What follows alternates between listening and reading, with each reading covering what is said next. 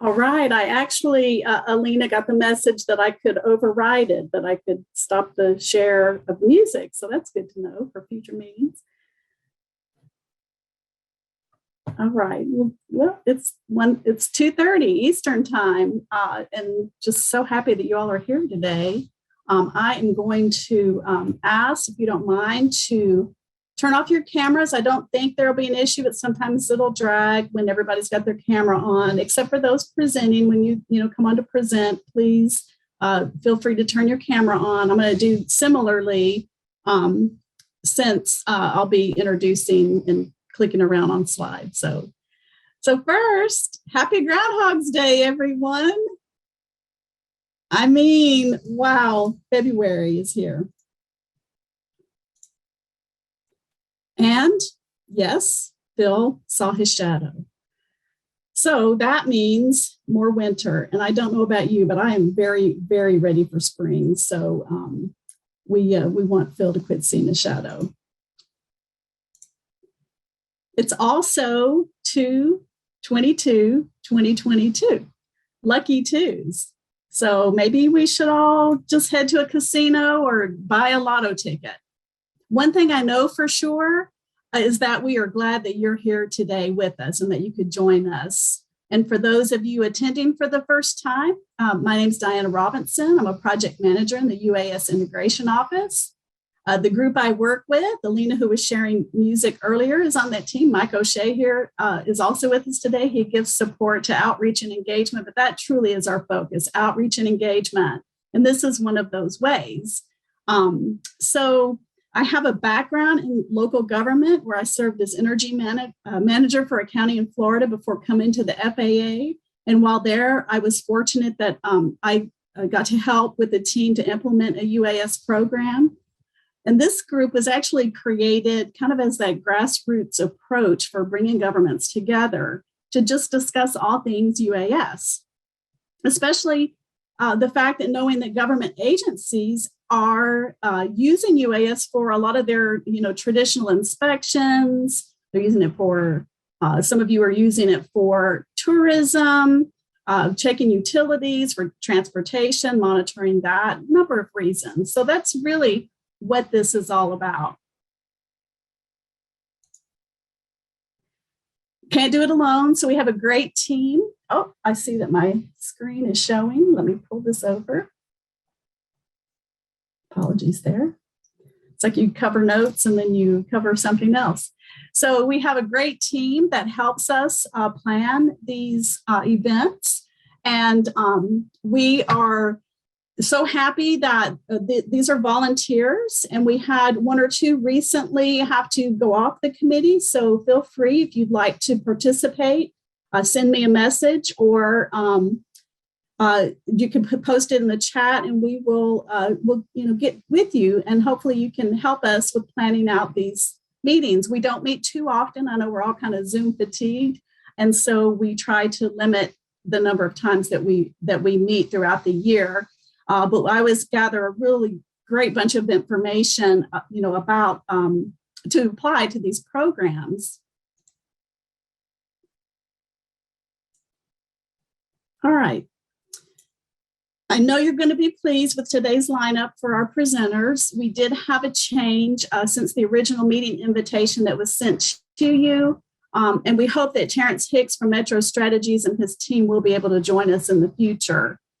Before the presentations begin, I invited Mike O'Shea. I just mentioned him. He helps us in outreach and engagement. He's also our expert extraordinaire for UAS and public safety here at the FAA. If you're in law enforcement or with the fire department, you probably know Mike. He also participates in a monthly webinar on drone responders and is an overall great guy. I love working with him, as others do. And later on, I will actually share some news as far as UAS and the news pertaining to some grants that were recently awarded.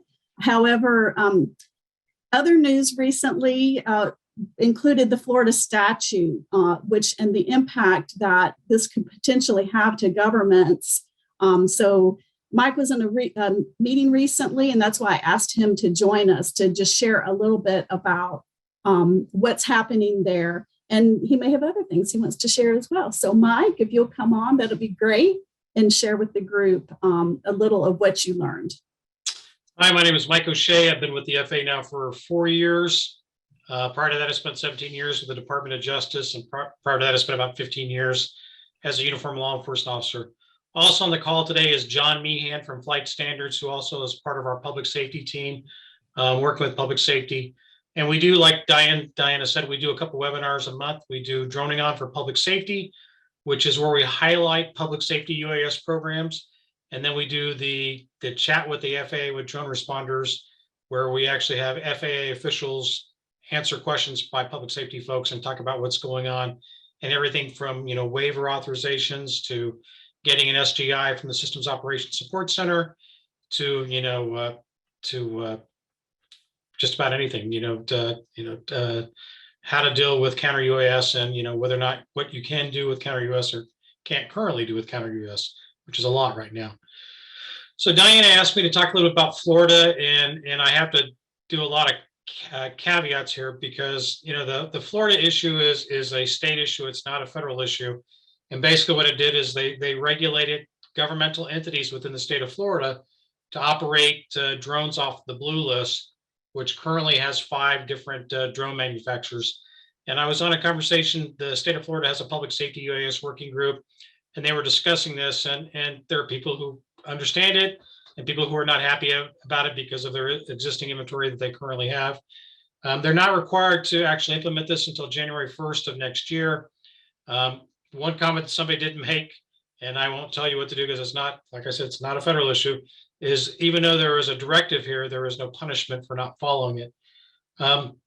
We get a lot of calls about this, saying, what are you doing about this? Why are you requiring this?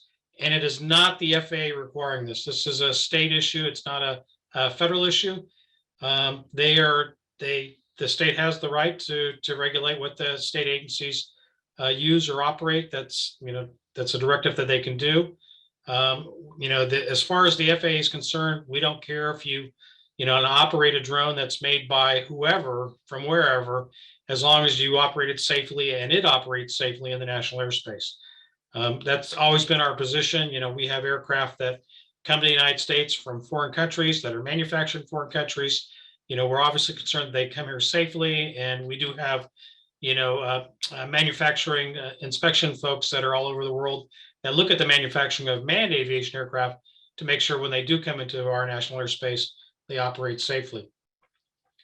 If you have more questions about that, I can certainly share the Florida law with you. I can certainly connect you with folks who have their own opinions about it, and what they like and what they don't like about it. But I just had to make sure I point out to you that from a FAA standpoint, it's not our rule. It's not what we would regulate. Like I said, we encourage anybody to operate whatever they want to operate as long as it operates safely in the national airspace. But there are concerns about cybersecurity concerns about drones that are manufactured by foreign manufacturers. I don't want to get in a lot of detail about that because they're, depending on what you read and depending on what date, some people say, it's a severe impact, and some people say it's not an impact, and it's just something we basically have not gotten into from the FAA for now, anyway. Another thing I wanted to bring up real quickly is that people have been asking about the 5G problem or the 5G issue. And basically what that is essentially that some aircraft and some helicopters use a radar altimeter that is on the C-band spectrum that's very close to the 5G spectrum that's being used by, or going to be used by, our lovely cell phones and smart tablets and stuff.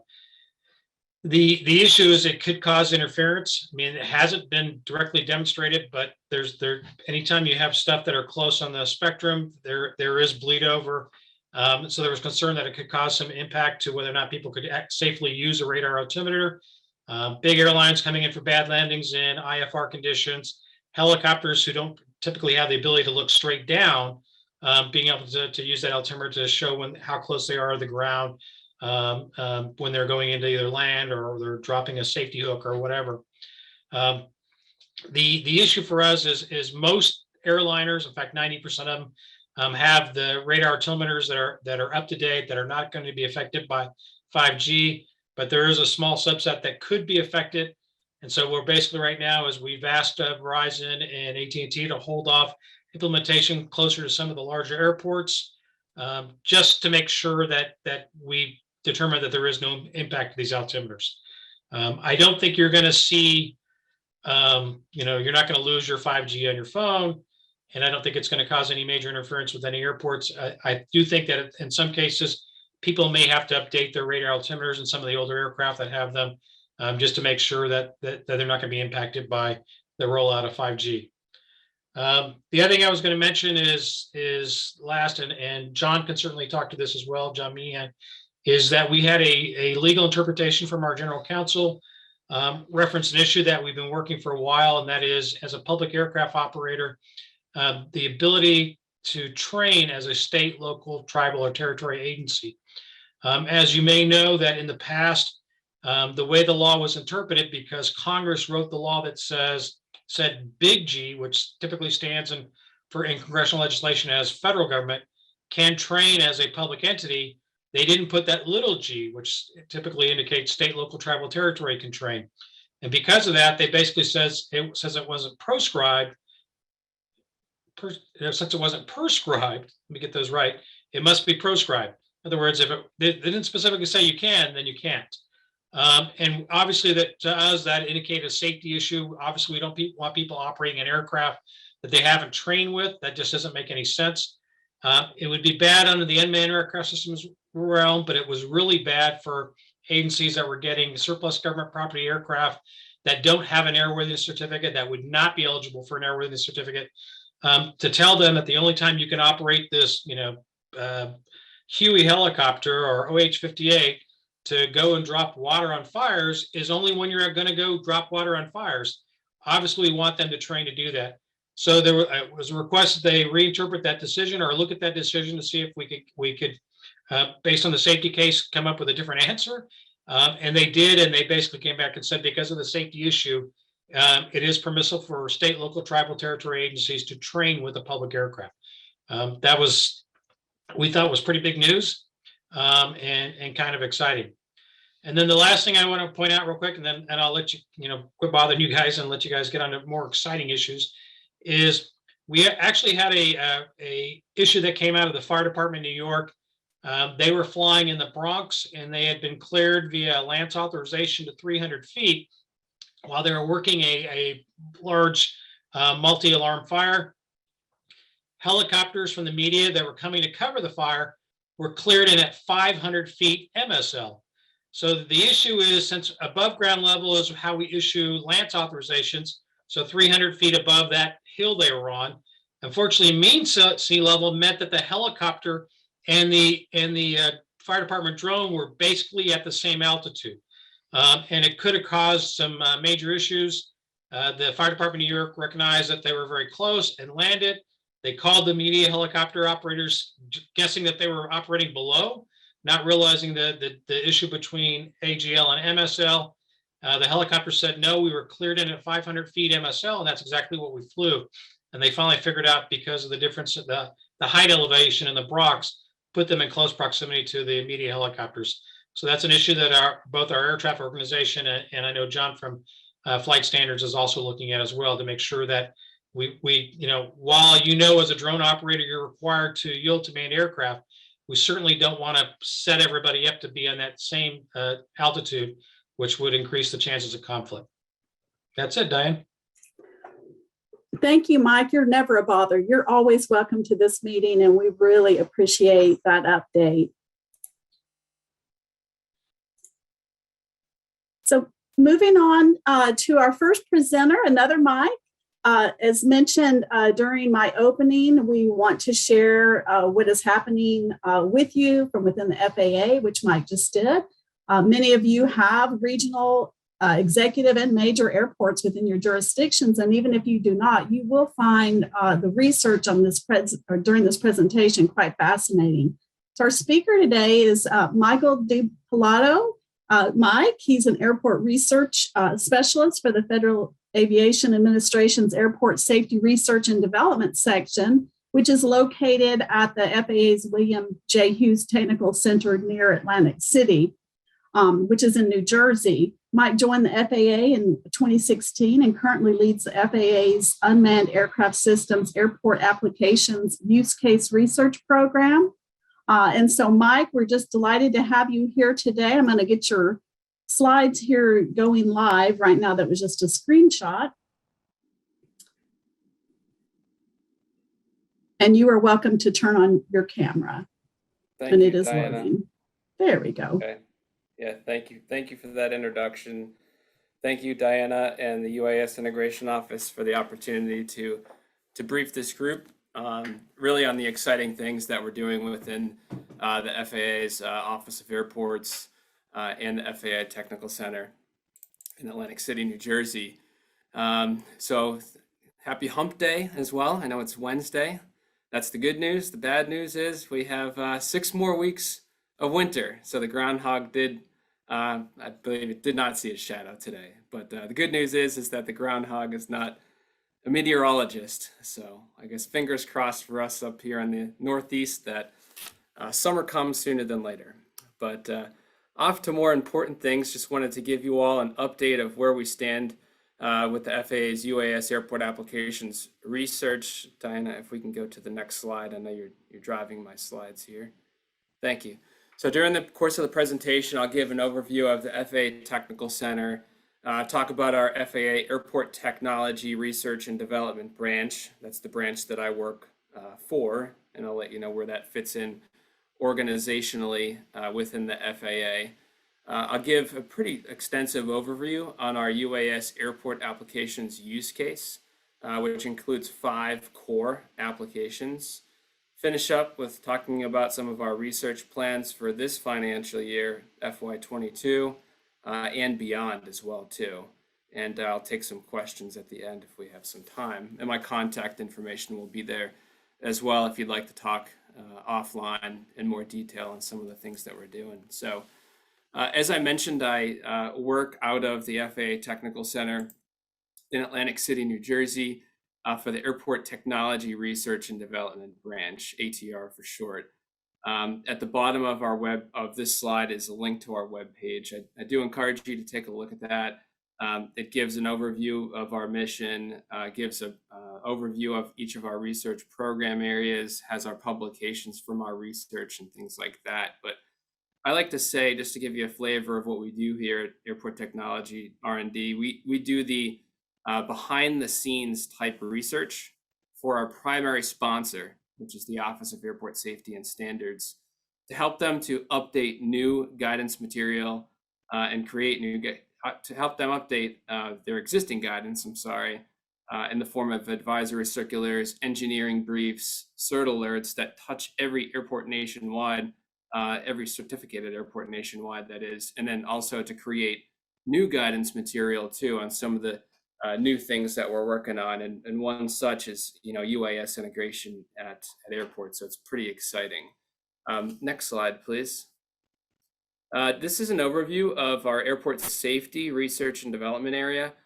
We have 9 unique research program areas. Obviously we talk about our UAS integration at airports research, which includes the airport applications, more or less our use cases. How can you use UAS for operational purposes on airports? We'll talk about that today. It also includes our UAS detection and mitigation research. So we are working within, amongst lines of business within the FAA to test and evaluate UAS detection and mitigation equipment here at Atlantic City Airport and the Tech Center, and then also at 4 other airports nationwide. So that's a pretty awesome program that we're working on. And I have the luxury of working on both the integration piece with the use cases, which I'll talk about today, and the detection mitigation. So it's pretty cool. Get to see both sides. Wildlife hazard mitigation. Oh, if you can just go back. I'll just continue with a brief overview here. Wildlife hazard mitigation, that includes our National Wildlife Strike Database, which I'm sure most airports report to. And thank you for doing that when there is a wildlife strike that's encountered.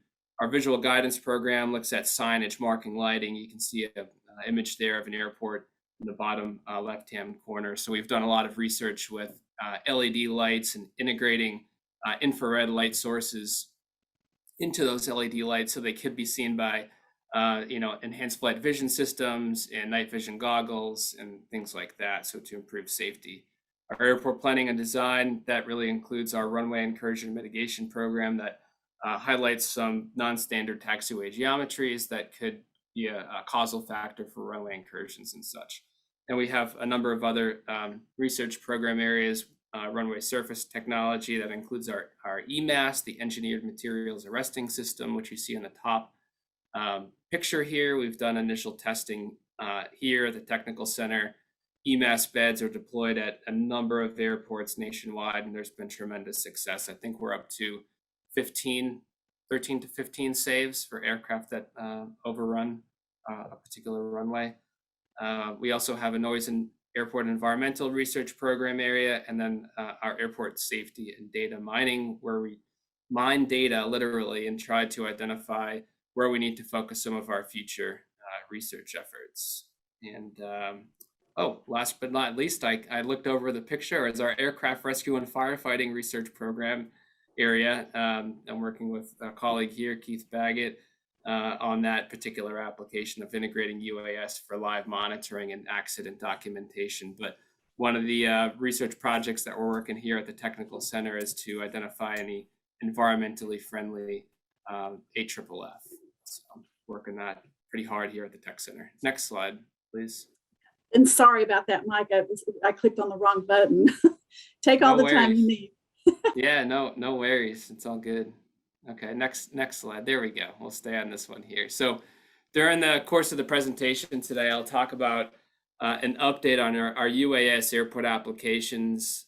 We call it our 5 core applications or use cases, which are listed here. So obstruction analysis, pavement inspections, wildlife hazard management that looks at both dispersing wildlife and also monitoring wildlife activity, perimeter security inspections, inspecting the fence line and looking for intruders, and our aircraft rescue and firefighting, our ARFF research program, where we're looking at using UAS for live monitoring functions during an accident or incident, and then also to document the scene of an accident, through mapping. So really the purpose of our research is to determine minimum performance specifications for each of these 5 core applications, and then put guidance out for each of the use cases as well too. So our team is in the process of finalizing our initial research within each of these 5 areas, which I'll talk about in later slides. And really the process is, from start, when we start a project, we have a problem statement, we draft a project plan, we have extensive test plans where we conduct extensive testing locally here at the Tech Center, and then other surrounding airports. We graduate to other larger airports with different unique environments for the particular application. And then we draft what's called an FAA final report, which is later published on our website as an FAA publication or document. And that document is used as the foundation for that advisory circular document that I talked about that airports reference, the engineering brief, or the certification alert. So I just wanted to give you that flow there from the start of the project until we're completed. Next slide, please. So most of our initial UAS testing is completed at a small general aviation airport about 45 miles south of us here in Atlantic City, called Cape May County Airport. So our group has what's called a memorandum of agreement with the Delaware River Bay Authority to conduct research on our own FAA research taxiway. It's pretty cool, as you can see on the bottom left. It's Taxiway Charlie. It's weight limited at 28,000 pounds.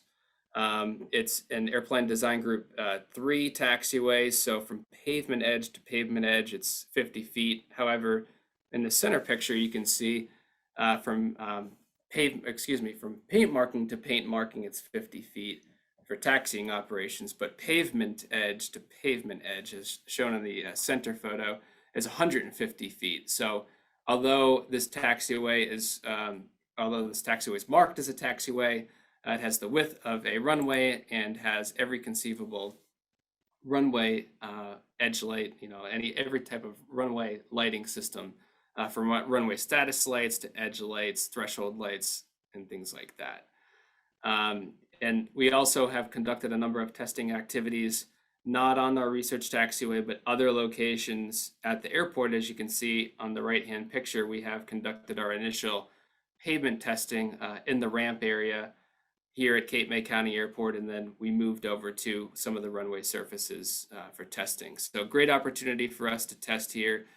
We've tested most of our applications with the exception of wildlife hazard management. Again, great relationship with the DRBA. It's in Class G airspace. And we move from there from our testing after we complete the initial testing. Next slide, please.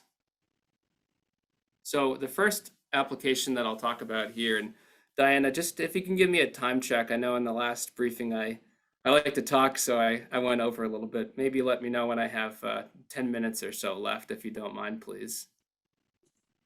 Sure, but we're good. We're on a good schedule, so no problems. Okay, sounds good. Thank you. So for our first application is obstruction analysis. Our team has conducted testing at 6 airports. So the first was McCormick County Airport in Western South Carolina. That was our proof of concept testing. On the left is a picture of McCormick County Airport. And we did collaborate with the South Carolina Aeronautics Commission on that particular test effort. And really, even before that, with all of these applications, we conducted more or less an outreach to airport sponsors and stakeholders. This was in early 2018 as part of our own business plan milestone to see how across each of the 5 applications, to see what airport sponsors were utilizing UAS for in the airport environment and how we could learn from them. So we didn't want to reinvent the wheel. And if there's something good that we can learn and we can integrate it into our test efforts, that would be very advantageous to us as we move forward with the research and testing, and could in fact expedite some of our testing efforts. So we conducted our initial testing at McCormick County Airport, great airport, Class G airspace. Each of the airports listed on the right side there that we tested at was in Class G airspace, so no airspace authorization was needed. We coordinated with the airport sponsor and the local folks there. So we did conduct testing at Cape May County Airport in New Jersey. From there, we did test at Granbury in Texas and Perry Foley in Florida. So as you can see, we stayed mostly east of the Mississippi. And each of these airports had different unique environment, whether it's man-made obstructions with different types of trees, man-made natural obstructions with different types of trees, or man-made obstructions like poles and fences and buildings and things of that nature. So we had a pretty diverse sampling of what we were looking at there. We did test various different types of platforms in relatively small localized areas, as you can see in the bottom right-hand picture there, primarily with optical RGB cameras.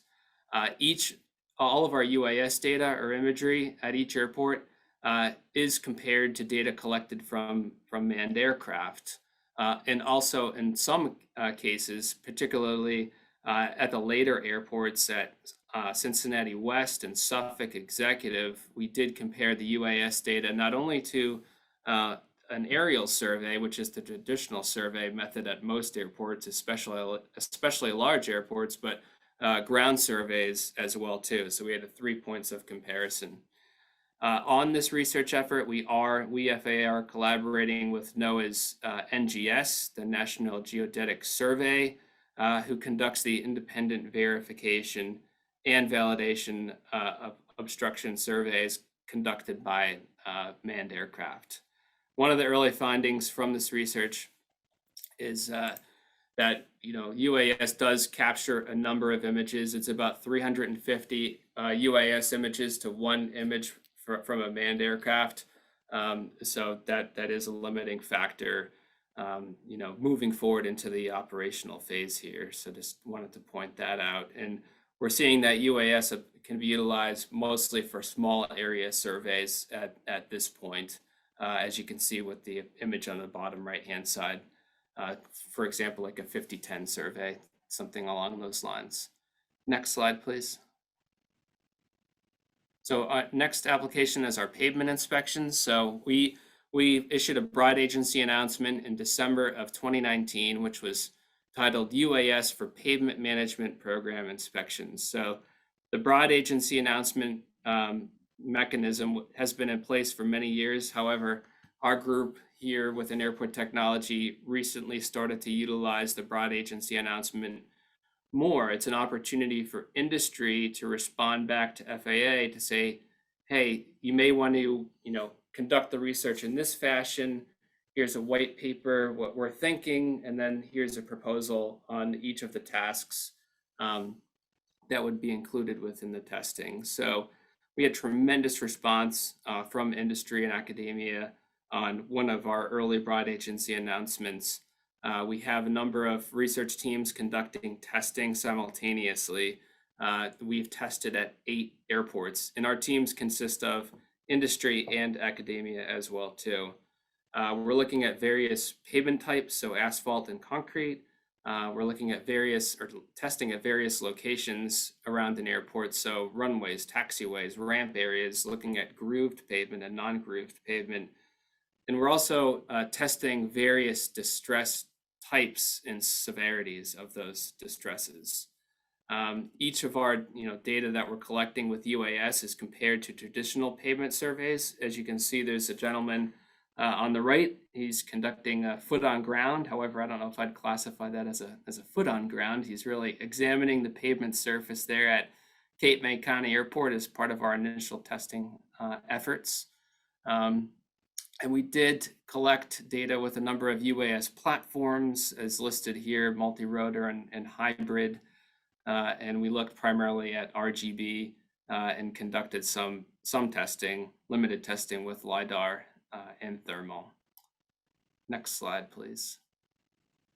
Wildlife dispersal. I really like this application a lot. I used to manage the FAA's National Wildlife Strike Database in my early years with the FAA, and I managed the Wildlife Hazard Mitigation Research Program area, and really took a liking to working with the folks with USDA, that's United States Department of Agriculture, Wildlife Services. Our group here at the Tech Center has the long-standing interagency agreement between FAA and USDA's National Wildlife Research Center in Sandusky, Ohio.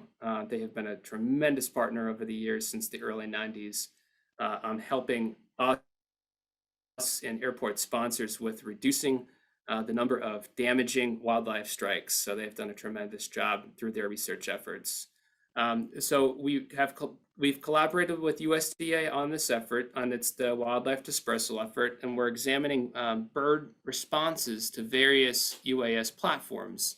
And you can see some of these shown on the right-hand side of the screen. We tested a quadcopter. I believe that was a DJI inspired one.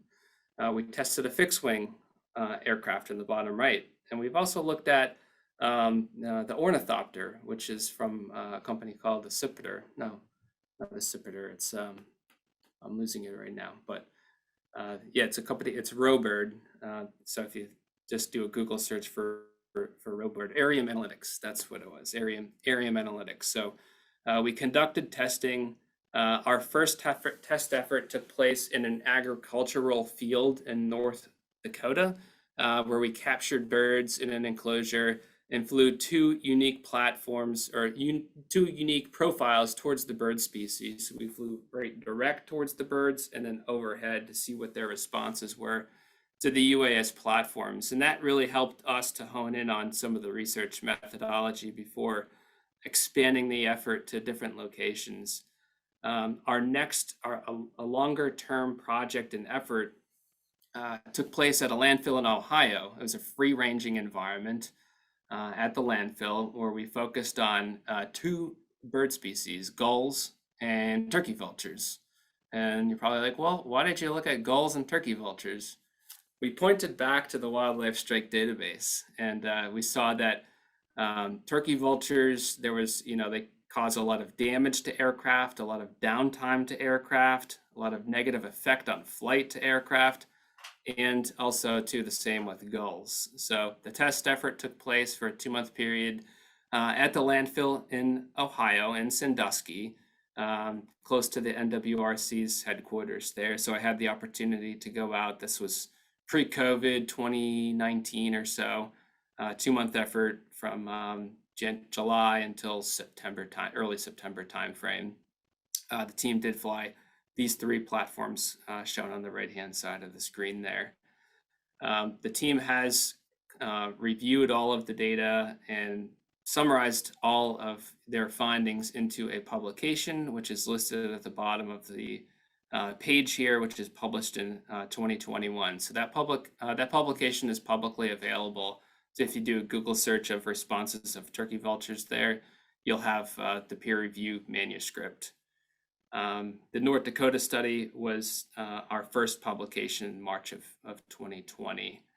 We also did conduct testing most recently last spring in two rooftop locations. And one was in Ohio and one was in Illinois with a quadcopter, looking at how gulls responded to different UAS platforms. So could UAS be used as, I shouldn't say a harassment tool, but I will, for dispersing some of the bird species from nesting on top of a rooftop there. So a lot of great research done thus far on this particular project. And next slide, please. Included within our wildlife hazard management area too, we're also looking at how can we utilize UAS for monitoring wildlife. We did initiate the study with USDA. USDA is working with a tremendous collaborator, Mississippi State University, on the project since 2020. This study, as it's listed here, the study includes monitoring both birds and mammals. The first step in the project, in this research project, is to conduct a comprehensive literature review. Again, what can we glean from those folks that are using UAS? And it doesn't have to be in an airport environment. We're perusing a number of different articles to see if there's anything that we can leverage into our research and testing.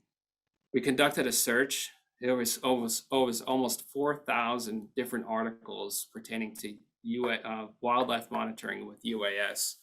However, we honed in on 250 particular articles that are being reviewed right now. As part of this initial phase of the study, we're also collecting information on how UAS been used for wildlife monitoring, just in form of a questionnaire, which is listed in the middle of the screen here. So if you or your organization is using UAS for wildlife monitoring, please help us in providing feedback and such by clicking on the link and giving us some information that could help to steer some of our research.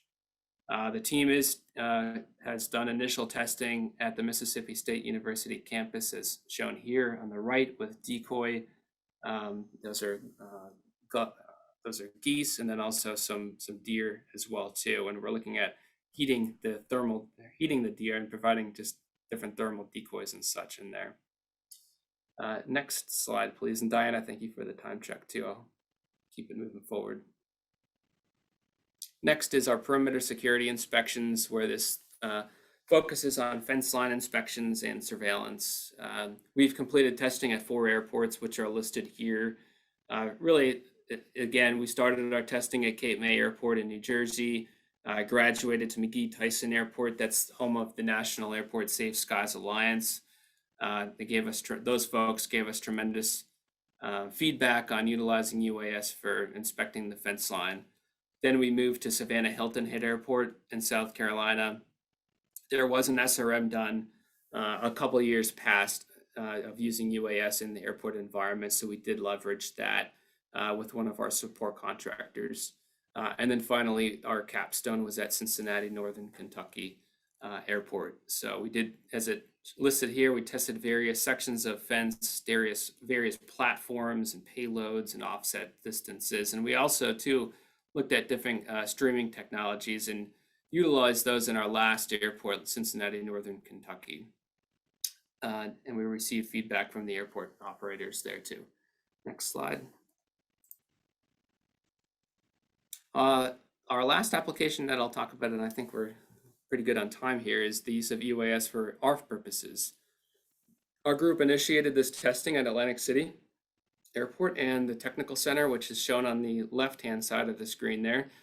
That's a retired Delta L1011. So thank you, Delta, if you're on the phone, for donating that to our group here at the Technical Center, which we're using for research purposes, not only for this project, but for many, many projects in the past.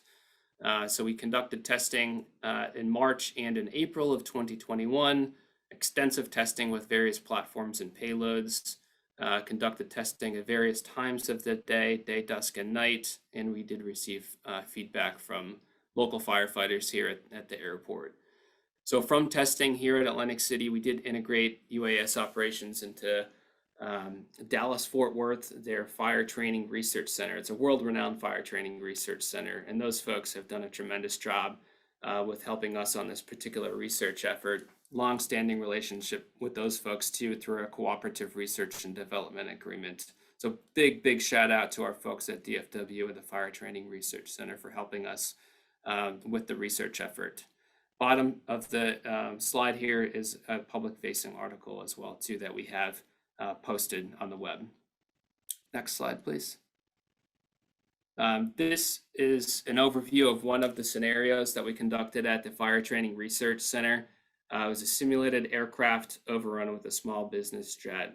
As you can see on the left-hand side of the picture here, and actually both pictures at the bottom of the screen, the aircraft arrested on a hill. As the incident commander pulled up to the scene, the simulated accident scene, I should say, he was unable to see beyond the aircraft. Looking at the image on the left, view from the UAS, you see a number of different bodies which are dressed in black that are scattered around the grass area there too. So UAS gave us tremendous vantage point over that hill area. Also too, we did integrate streaming technology so that the incident commander was able to look at the UAS display and make decisions moving forward, just to help during the course of this simulated aircraft overrun. And he did so with every other incident that we worked with them on. Next slide, please. A couple more here, Diana. Now we're cutting on time. Next is our accident and incident documentation. We simulated an accident where an aircraft collided with a vehicle. This was at Cape May Airport as well too, initial testing. We put water down to simulate fuel. We had rescue Randys scattered about, so as you can kind of see, one's on the taxiway, one's in the grass area, different pieces of equipment and tools and flight bags and such. If you can go to the next slide, Diana. We flew a number of different test cards, test scenarios, and we're able to come up with more or less a real-time Google Earth imagery, so to say, of the accident incident scene, which could be used for two things, right? It was enhanced situational awareness for the incident commander, and then also too for post-accident investigation. So it's a great tool for that particular purpose. We do have the ability with some of the software to zoom in and mark the passenger's debris evidence and then measure tire marks and things of that nature. Next slide, please. And finally here, our research plan. So we are concluding our initial research testing and evaluations as listed here this financial year. We have completed all of our testing in each of the 5 core areas, with the exception of our wildlife monitoring, which is still ongoing as we just initiated that project in October of 2020. And again, we're looking to develop minimum performance specifications and guidance for each of our UAS Airport applications through these research efforts. So there can be standard and repeatable processes and procedures for airport sponsors utilizing UAS, more or less for compliance purposes or inspection type purposes. So, I mean, it's really groundbreaking, some of the things that we're doing here at the Technical Center, and pioneering the way and working with, airport sponsors and stakeholders along the way. As I listed during the presentation here, we've tested at upwards of 20 different airports, and sponsors have been great. They've opened the doors to us to test whenever we want.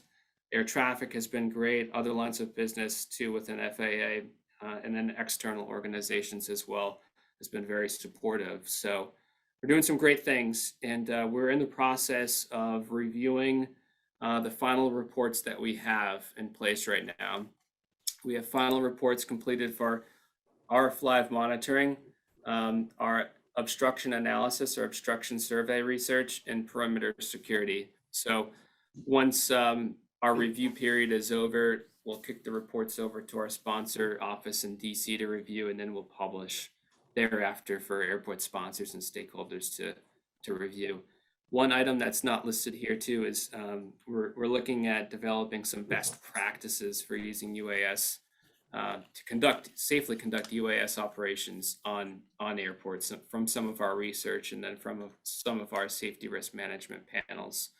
And finally, we're looking at adding additional UAS airport applications to our research portfolio, which is looking at first is tethered operations. I know there's a lot of interest in using tethered operations for ARFF purposes, different things like that. We're looking at construction monitoring, inspecting EMAS beds, and then extending some of the initial research that we've conducted. So I am that's all I have, Diana, and everybody on the phone here. Thanks for your time. I know I probably went over here. I could talk probably an hour on each subject, and really appreciate your time and interest. That's my contact information.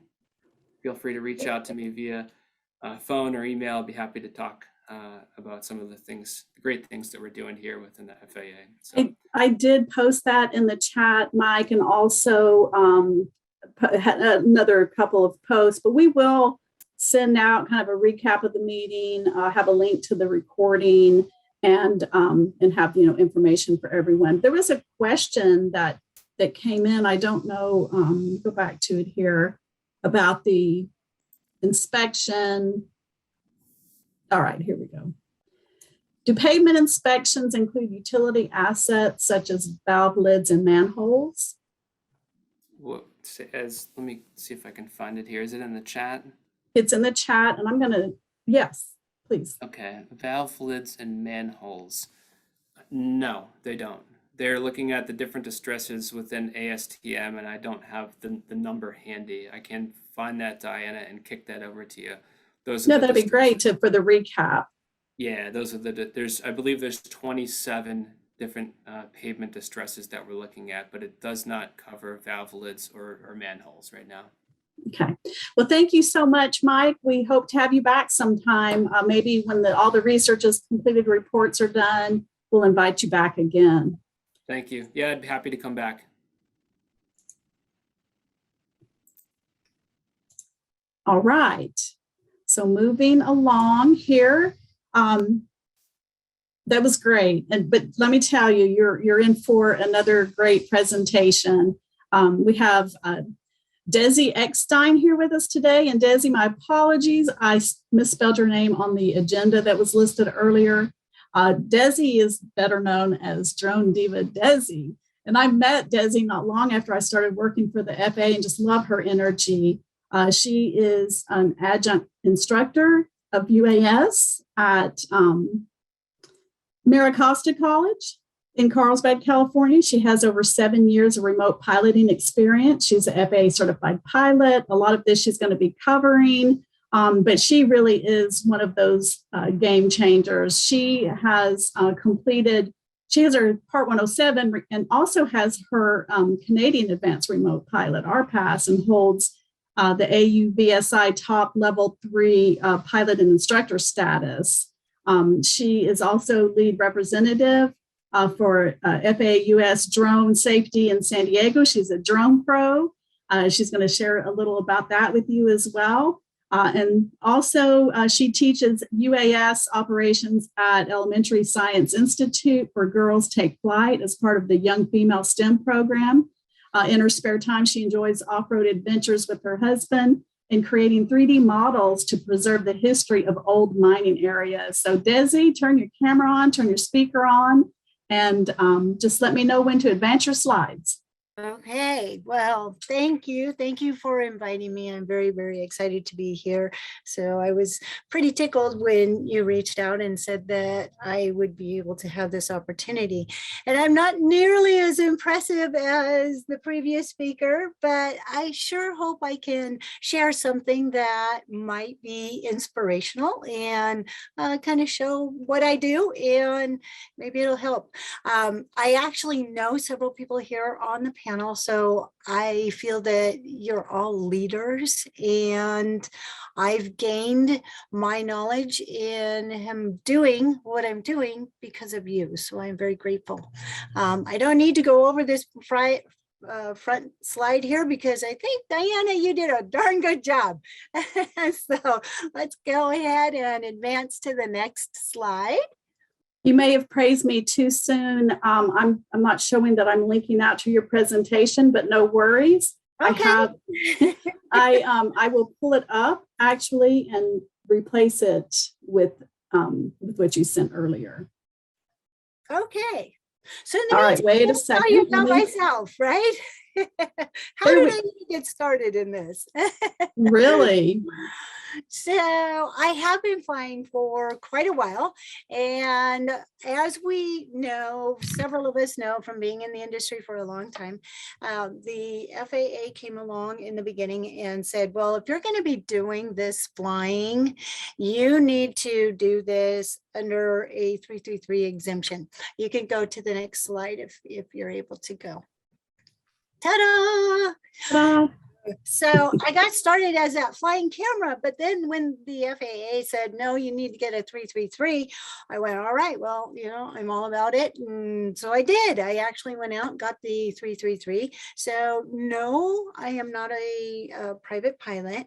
I do come from a family of aviators. So I had my family members as the private pilot working alongside of me, but boy, was I glad when we got to do the part 107, because then I could keep my feet on the ground and my head in the clouds, which is the way I like it, right?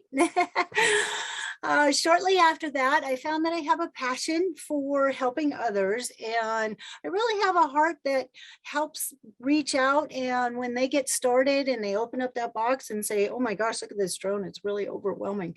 And so I was able to, through my own company, reach out and do classes and private lessons and just kind of help people get started. From that, I was invited to become a STEM educator, and I'm going to share a little bit more about it, and then the program that I get to work with, and then I'm also going to share a little bit about the college opportunity that I have. But that was kind of how I got my journey started. I was invited to work in several different locations, is doing just as pilot work, doing the like power line inspections, doing ag work and that type of stuff. So I got a well-rounded experience of the industry. Next slide.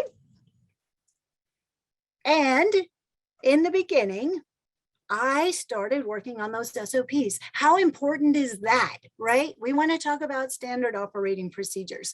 So I'm super excited. I've recently published a book because starting is the hardest part. There are so many operations and checklists and mission planning and everything. And so through the years, I've been able to gather all this information together. And so many times people will come to me and go, wow, where can I just find all this? Now we have. So I'm super excited. Starting is the hardest part. And now there's one book. I got to put that out there, and I can help people get started. And we want to fly safe, right? That's what it's all about. All right, next page. And this is the exciting part of my life. This is what I do on a day-to-day basis. I am an educator. So I do work for TCI, Miracosta College, for workforce development, and it's amazing. It's an amazing program where the students will come in, they don't have any idea how to fly, they don't know anything about the opportunities that are available to them. And through this training, they get the prep work for getting their 107 certification. They also get those soft skills, which those soft skills are in a really important part that are sometimes overlooked. So they'll learn all the career readiness, lean, that type of stuff, how to fill out a resume, right? And then they get that hands-on experience. So this, what we're seeing here on the left-hand side, one of the operations that we did, we always do a capstone. And this particular one was super fun. It actually coincided with the Drone Safety Awareness Week. And so we did an educational outreach where we were teaching people how to fly safe at night. And so this was one of our capstone presentations. The other picture that you're seeing on here is from them going through, it's called Unmanned Systems Technician. So we learned the whole gamut of development side, R&D, all of it. And so this was an actual presentation that they had done out in the parking lot where they built this drone from discarded parts and put it together and flew the mission. And then the other picture is Girls Take Flight. So aviation is an industry that we want to build a better future. We need to promote it. We need to have outreach programs. We need to reach out into the community. And in this particular case, there's so many young females that just don't even know this is an opportunity for them. So Girls Take Flight is a big passion that I have. I'm the UAS instructor for the program. And these are 16-year-old young ladies that come into the program. They go through their 107 test prep, and then they learn how to fly. And then they actually put together a presentation. They take it to their community and give that presentation as well. So again, soft skills are that they're learning how to fly. They've got tools and skill sets that they can take with them in the future. And then, okay, so I have to show this part, is super exciting. So these young ladies on the last class that we had last summer, they're 16, right? Because we've got to be 16 to, get our 107, right? These young ladies, every one of them in the course passed